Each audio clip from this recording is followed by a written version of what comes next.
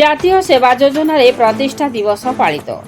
জাতীয় সেবা যোজনার প্রতিষ্ঠা দিবস অবসরে সেক্টর 4 স্থিত রাউরকেলা কলেজর এনএসএস সংযুক্ত শাখা দ্বারা স্বভাব স্বচ্ছতা সংস্কার স্বচ্ছতা শীর্ষক এক আলোচনা চক্র প্রোগ্রাম অফিসর করুণাকর পাটসাণীଙ୍କ প্রত্যক্ষ তত্ত্বাবধাନରେ আয়োজিত ହୋଇଯାଇଛି। ଏହି ଅବସରରେ ଚଳିତ ଶିକ୍ଷାବର୍ଷ ପାଇଁ ନୂତନ ସ୍ୱେଚ୍ଛାସେବୀମାନଙ୍କର ନାମ ପଞ୍ଜୀକରଣ ଏବଂ ସେମାନଙ୍କ ଉଦ୍ଦେଶ୍ୟରେ ଅଭିମୁଖୀକରଣ କାର୍ଯ୍ୟକ୍ରମ ମଧ୍ୟ ରଖାଯାଇଥିଲା।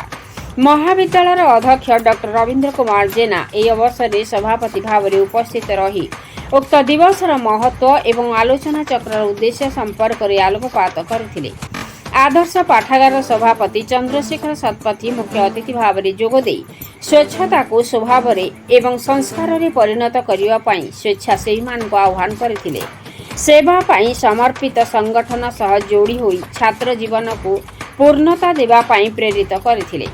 ପ୍ରୋଗ୍ରାମ ଅଫିସର ଶ୍ରୀଯୁକ୍ତ ପାଟସାଣୀ କାର୍ଯ୍ୟକ୍ରମର ସଂଯୋଜନା କରିଥିଲା ବେଳେ ସହଯୋଗୀ ପ୍ରୋଗ୍ରାମ ଅଫିସର ରଶ୍ମିପ୍ରଭା ମଥାନ ବାର୍ଷିକ କାର୍ଯ୍ୟକ୍ରମର ବିବରଣୀ ପ୍ରଦାନ ସହ ଧନ୍ୟବାଦ ଅର୍ପଣ କରିଥିଲେ।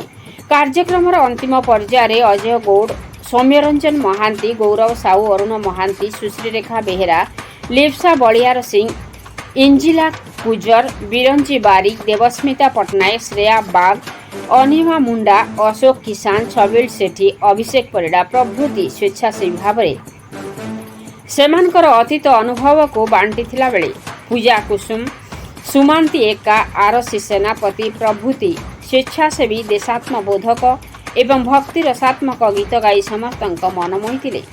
ତପସ୍ମିନୀ କୁମ୍ଭାର, ସୋନାଲି ମହାନନ୍ଦ, ସନ୍ଧ୍ୟାରାଣୀ ବେହେରା, ରୋହିତ ବେବର୍ତ୍ତା, ବିକି ନାଗ, ଜ୍ୟୋତ୍ସ୍ନା ଏକା, ହିମାଂଶୁ ନାୟକ, ଚାନ୍ଦିନୀ ସେଠୀ, ମନୀଷା କେରକେଟା, କିରଣ ପ୍ରଧାନ, କରିଶ୍ମା ନାୟକ ପ୍ରମୁଖ ସ୍ୱେଚ୍ଛାସେବୀ କାର୍ଯ୍ୟକ୍ରମରେ ସହଯୋଗ କରିଥିଲେ। ରାଉରକେଲାରୁ କୁଞ୍ଜ ବିହାରୀ ରାଉତଙ୍କ ରିପୋର୍ଟ, ମସିହା ନ୍ୟୁଜ୍। ଆପଣ ମସିହା ନ୍ୟୁଜ୍ର ୟୁଟ୍ୟୁବ୍ ଚ୍ୟାନେଲକୁ ସବସ୍କ୍ରାଇବ୍ କଲେଣି କି? ଯଦି କରିନାହାନ୍ତି ଏବେ କରିନିଅନ୍ତୁ। ଏହା ସହ ମସିହା ନ୍ୟୁଜ୍ର ଫେସବୁକ୍ ପେଜ୍କୁ ଓ ଟ୍ୱିଟରକୁ ଫଲୋ କରନ୍ତୁ। ତା ସହ ମସିହା ନ୍ୟୁଜ୍ର ଏପ୍ ଆସିଗଲାଣି, ନିଜ ମୋବାଇଲରୁ ପ୍ଲେ ଷ୍ଟୋରରୁ ଡାଉନଲୋଡ୍ କରିନିଅନ୍ତୁ। ଜୟ ଜଗନ୍ନାଥ।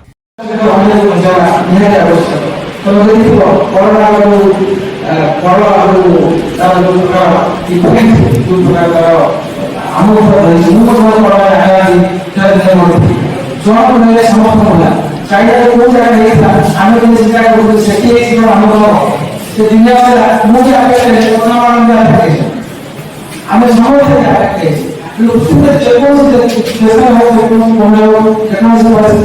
ଯଦି ଗୋଟେ ଜିନିଷ ଆମ ପାଇଁ ଅସୁବିଧା ଥାଏ, ଆମମାନଙ୍କୁ ଯୋଉଟାକି ଆମ ଗ୍ରହଣ ନୁହେଁ, ଆମ ସମାଜ ପ୍ରତି କ୍ଷତିକାରକ ହୁଏ, ସବୁବେଳେ ଜାଣିଛୁ। ଆମେ ଏଇଟା ଗୋଟେ ସମୟ ଅଛି, ଆମେ ସମୟ ଦେବା। ଏ ଯୋଉ ସେପ୍ଟେମ୍ବର 24 ଏହା ଗୋଟେ ଦିନ ଯୋଉଠି ସମ୍ମାନ କରେ, ସମ୍ମାନ କରେ, ଆମକୁ ସମ୍ମାନ କରିବା, ସମ୍ମାନକୁ ପ୍ରଶଂସା କରିବା, ସମ୍ମାନକୁ ସାର୍ଟିଫିକେଟ୍ ଦେବା, ସମ୍ମାନକୁ डिग्री ऑफ जो हुआ ताको आवश्यक करवा के आ समय मु रिकॉग्नाइज करू कि अनुष्ठान करना बहुत काम करू कोरोना से हम देखो से पॉपुलर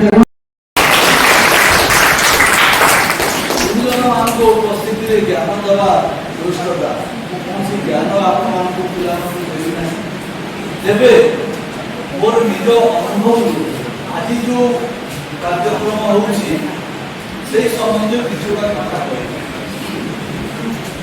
आम साधारण टेंडेंसी होची आमे जो काम करिबा आम प्रथम प्रश्न हो एटा कले बोर लाभ आमे पाठ पढुछु निश्चित भाव रे बापा मां मन रे प्रश्न आस्ताय पिला के मन रे प्रश्न आस्ताय मु पाठ पढिले बोर लाभ जार रूप रूपे जे मु पाठ पढिले लाभ नहीं ता पिला पाठ पढती समाज रे एमिति बहुत लोक अछंती जार पिला माने पाठ पढती नहीं कारण से भावती वो पिलाटा स्कूल कॉलेज जावा अपेक्षा जदि दीटा गाई चारिटा छेड़ी लेके जंगल को जीव ताले किसी रोजगार करके आने परिवार चले